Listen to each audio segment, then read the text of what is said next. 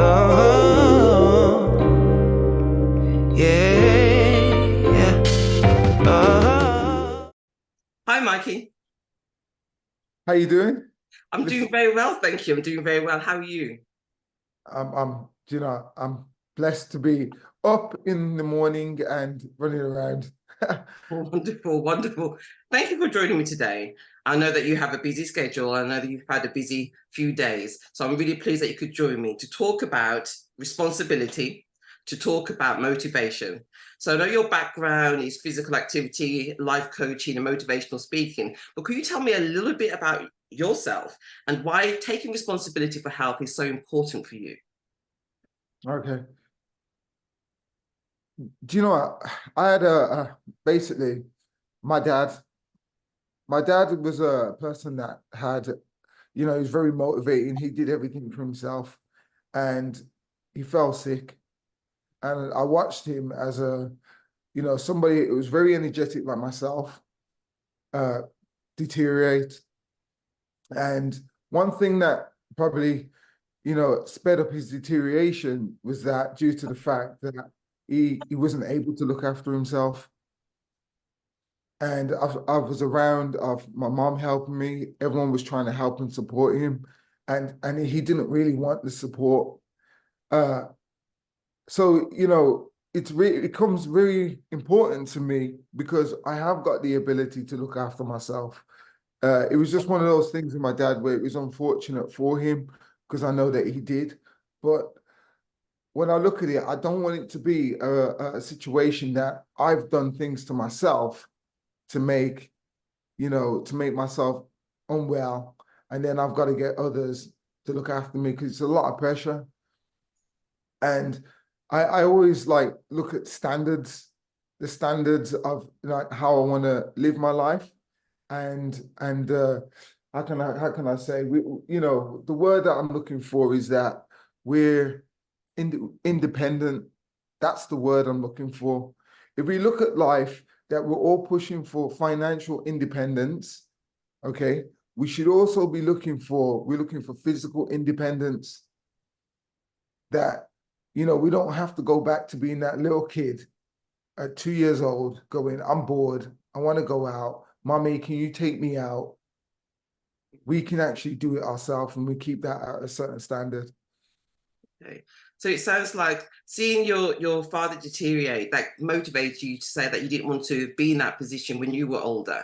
You wanted to make sure that you remained fit and physically able and independent. And then you thought that other people should take that responsibility and be in that position also.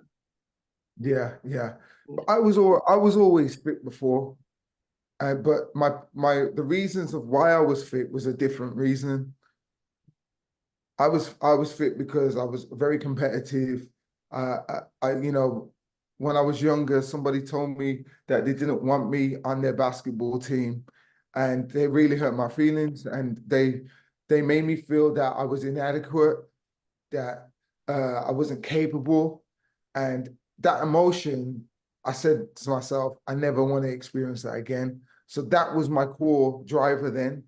But with anything, after a while, when you get there, then you can get complacent. But seeing my dad and the situation from it, that was my thing to send me over the other edge to go, no, no, no, this is a life thing. This is why I get up. This is my biggest why. So why how did that spread to motivating other people? Why did it spread that way, not just you? Yeah. I've always been that way. Even when I was at school, my friends called me mini Mr. Motivator. Okay. And that was some of the jokes that they did. you Yeah. know, I was always very encouraging, but my dad was always very encouraging. So I've realized I've got a lot of attributes from my dad without me even knowing that I'm like, come on, we can always do better. Like I probably see the best that I see more in you than you probably see in yourself. And that's why when I work with my clients, a lot of the things I ask them, what is it that you would like to do? What's something crazy that you've you've probably thought of doing, but you've never thought it was possible. Some of them say to me a press up. Some of them say to me a pull up. I would love to do a pull up, and I've got women and men doing pull ups, and I'm like, what did you say? You said they could never be done. So I like the thing where people say that they can't do it, and then I show them how they can do it, and then that fills my joy. You find their why, you find the motivation, and then you push to lead them to the motivation. That reward comes to you. Yeah, and they feel more happier. I feel happy for them, and if we can create more happy people that wake up every morning and they're happy and they know their core, they know how to get happy. I know how to get happy, and I've showed other people on how to get happy. Time for a short break. Magnesium plays a vital role in muscle strength, energy, and relaxation. Intense exercise increases your need for magnesium. Help your body to help you achieve your goals with the mineral of rejuvenation your body loves. Find out more at morgangenus.com. Now back to the show. Yeah, how I go about getting people happy is about getting them to do things that they didn't think that they could actually do. And that's, it may be a press up, it may be a pull up. And then once they achieve it, it opens up a new door to say, what else can I do? What other physical things can I actually do? Then it opens up to what other things can I do in my life? Their life starts to change, and people start to see that, I'm getting more noticed. People, see me in a different way. It may be that some of my clients or the people I work with, they used to be athletes and they've lost the edge due to, either injury or, they got in a relationship or work matters or kids, and they're forgetting that person. They're waking up and they're like, I don't feel that person I once was, that go-getter, that, when life comes in my way, I'm going to push through. And I work to find that person again and rebuild him again. And then it's like, yeah, I can do anything. I was a cricketer before and I'm back now and I'm feeling toned, I'm feeling stronger. And I do it through strength training and various other ways. It sounds like you break the cycle, but and use a small step to break the cycle so people can say, well, actually, I can achieve that small goal. And then you're achieving that first step to a bigger goal, to a bigger goal. And it sounds like it has an effect on other parts of their lives. So it's going from a small step, go to a larger step to other areas. That's what it sounds like. Yeah. Wonderful, wonderful. So right now, health has been a big issue for many years. A lot of people have been very worried about their health, wanted to improve their health, and quite fearful because of different viruses, different illnesses, and government giving different fears about different illnesses. So what kind of things do you think people should start looking at to try and motivate them to be positive about their health? I think a lot of people have gained weight over the lockdown. They've been fearful about or addicted to different foods, and they don't know where to start. So where do you start? What is that small step?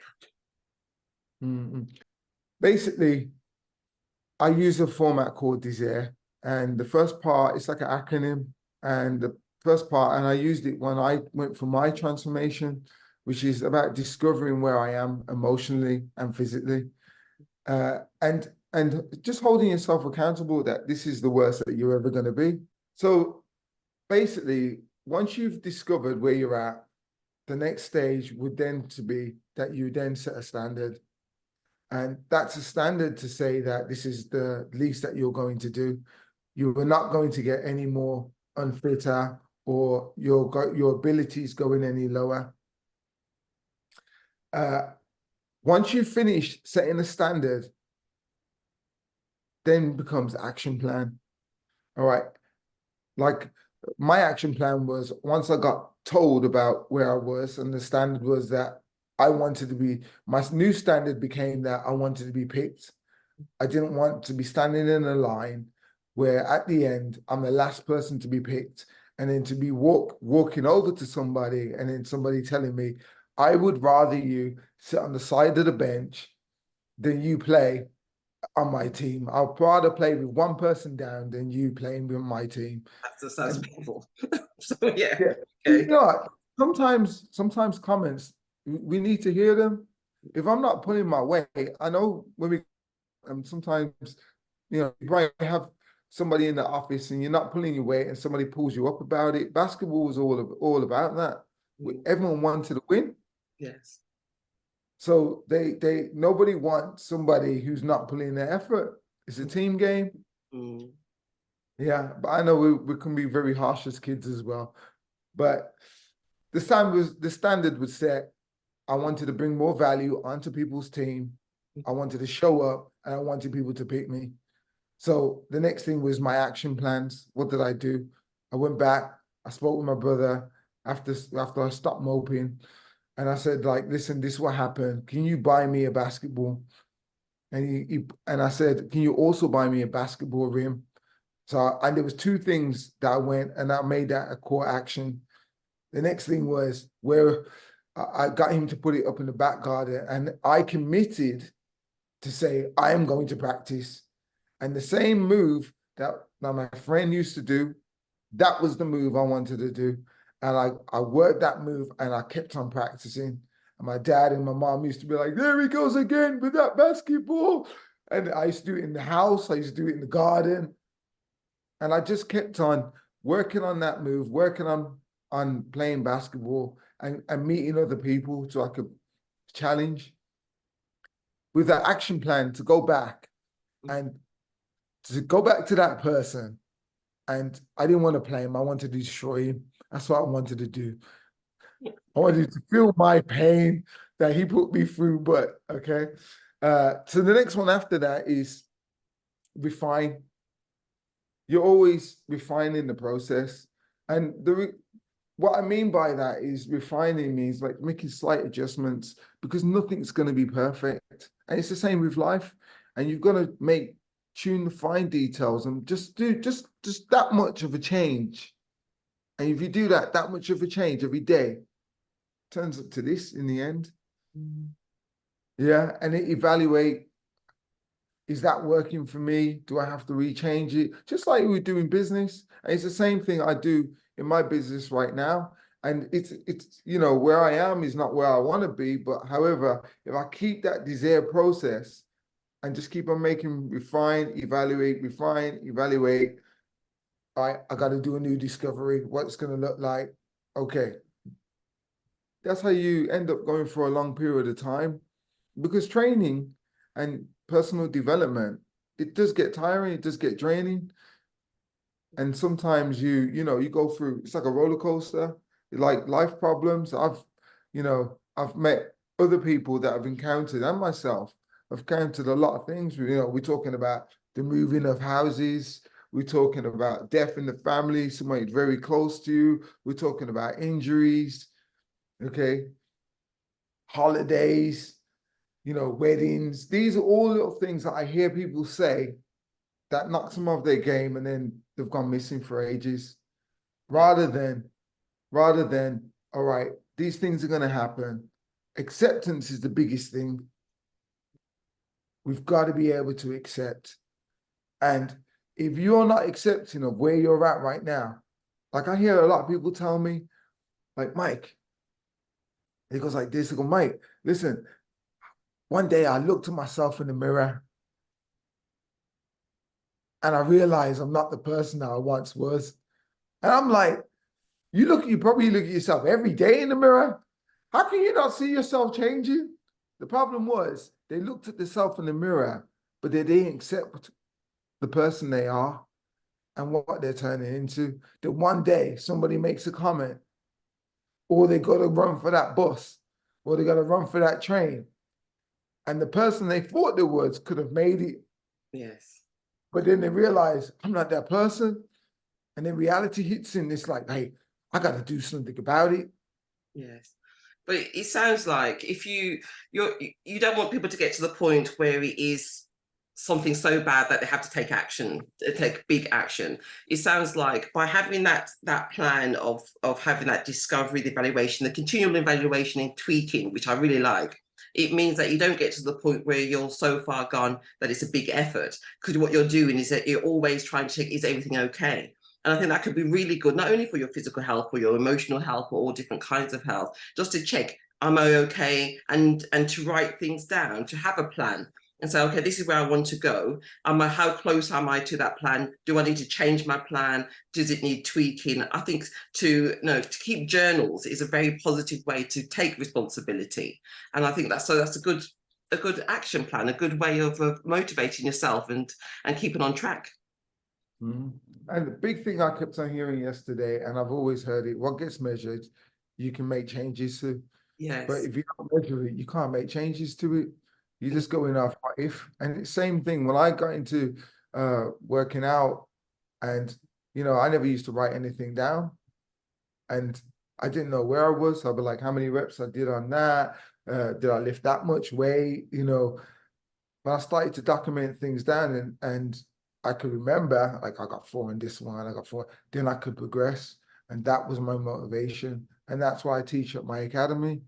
I teach people to like, right, these are the basics that you need to do. The basics are that you need to be able to write things down, and you need to be able to look at the numbers and get clear on what numbers you're doing, whatever it may be. And if you focus on the numbers, okay, then one day you look at yourself one day and you're like, wow, what happened? But focus on the person that you need to become to be able to do that. So you encourage people to have a journal, to have the starting point, which is your discovery, your starting point, and then to also to have that target. So is that on inches, on weight, or on reps? What do you focus on? What do you encourage people to focus on? Performance. So how many reps they can do, how much weight they can pick up, kind of things like that. Yeah. Because the thing about it is, I did the thing, you know what? When I was younger, I used to be like a very good, in infant school, everyone used to pick me first. Okay. And it's a lovely feeling when, everyone's lining up and they go, you, and I'm like, okay. But then I've also had the thing where nobody picked me and it got to that stage. But one thing what I did was the focus became, I want to become faster. I want to become stronger. I wanted to come, that's what I wanted to become. Before, when I first tried it to lose, it was about, I want to look a certain way. And I used to do sit-ups every day and my stomach was hurting. And I'd be like looking in the mirror the next day and go, has it gone down? Have I got like a Sylvester Stallone or Arnold Schwarzenegger or any of those, do you know what I mean? Michael J. White. I'd be like, but I haven't got their physique. But when I switched it to performance, and then I was racing against people, and then I was coming and I was getting fitter, then all of a sudden I looked in the mirror one day and I was like, wow, where did this physique come from?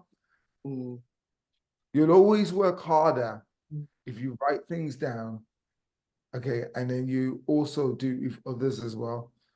And that's something that I really preach with anybody that's in my academy. We're all doing it together. And I'm a lot, for a lot of people, they do see me as a target. And I've had clients who I would easily walk over and they've changed. And I'm like, whoa, where did you become a contender? Okay. Like, they're like, yeah, Mike, I'm ready for you now. And I'm like, wow. I remember when you couldn't even pick up this, or you couldn't even pull up that. Yes. And it's not even just men, it's women as well. Yes.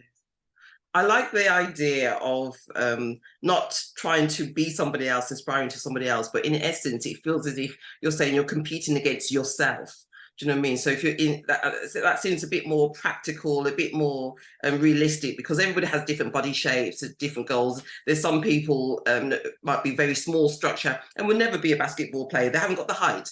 So if their goal is to be that person, it's going to fail. But if you just about, okay, well, right now I can run 10 laps and I want to be able to run 20 laps, you're competing against yourself and working on you. And that seems a much more positive.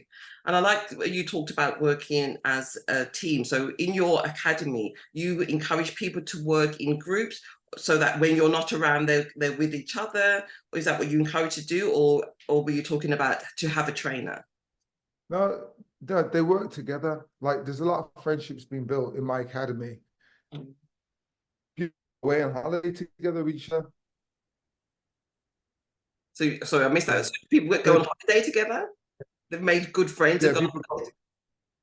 Yeah, there's lifelong friends because they all got the same values. They all train together. They all understand each other. They all understand what foods. Even partners. I've had people get married, you Oh. know. But yeah, I'm like, I know I should call myself Hitch. I'm like, wait there, you were single, you were single. When did this happen? They're like, yeah, we started dating, and I'm like, okay. But I'm saying is, it's just putting people together, like-minded individuals. We're all working to a greater cause to get fitter, and we're all having fun at the same time.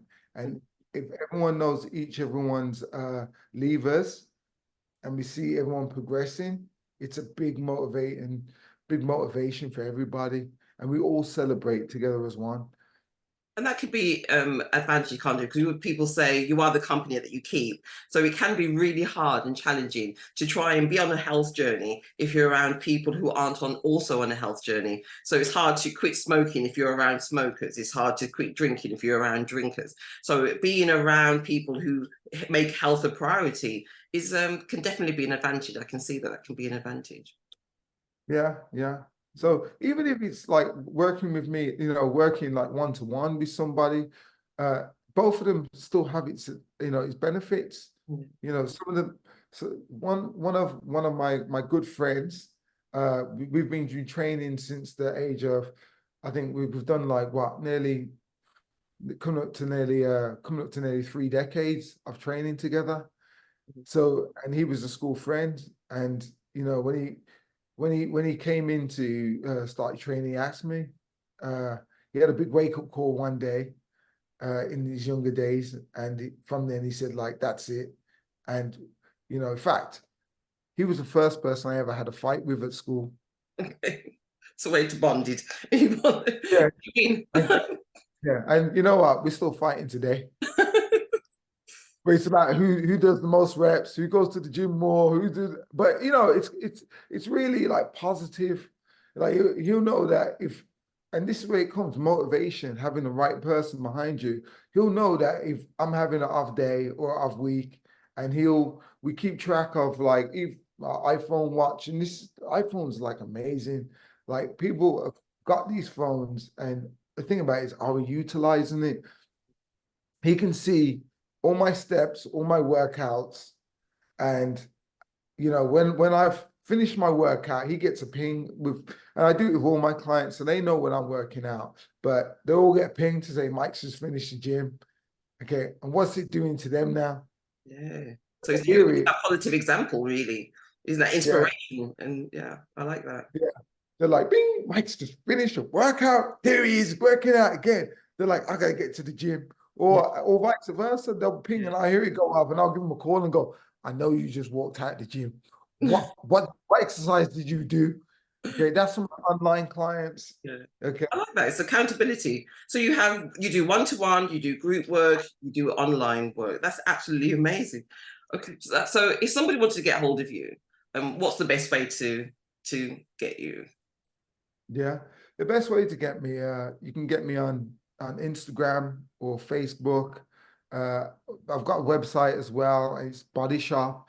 Just type in body and then shop, and then you'll start to see things regarding like Body Shop transformation, Body Shop online coaching. But we are a Body Shop. Body Sharp. Yeah, Not and that's Sharp. body, and then yeah, Sharp, SHARP, not shop. If you click on shop, you will see like oils and stuff like that, and you will not see me.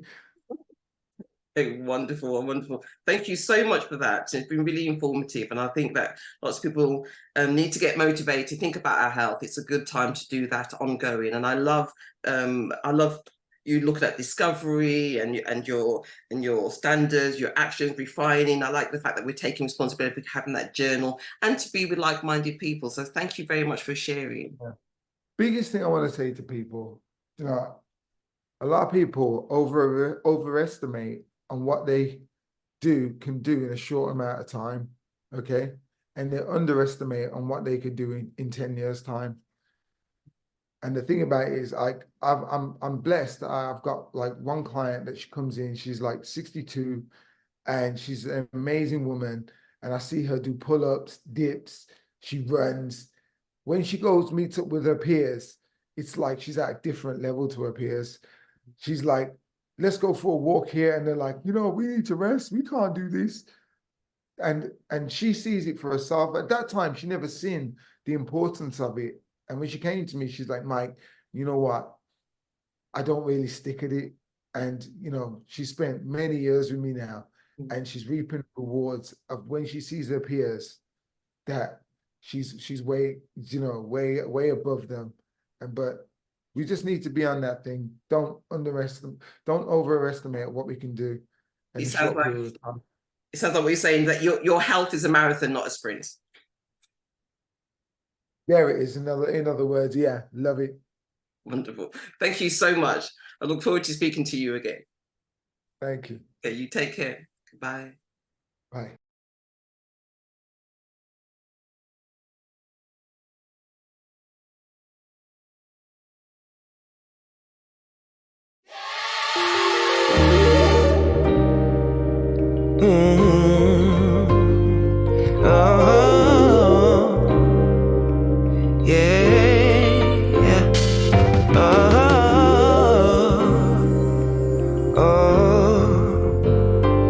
I believe one day,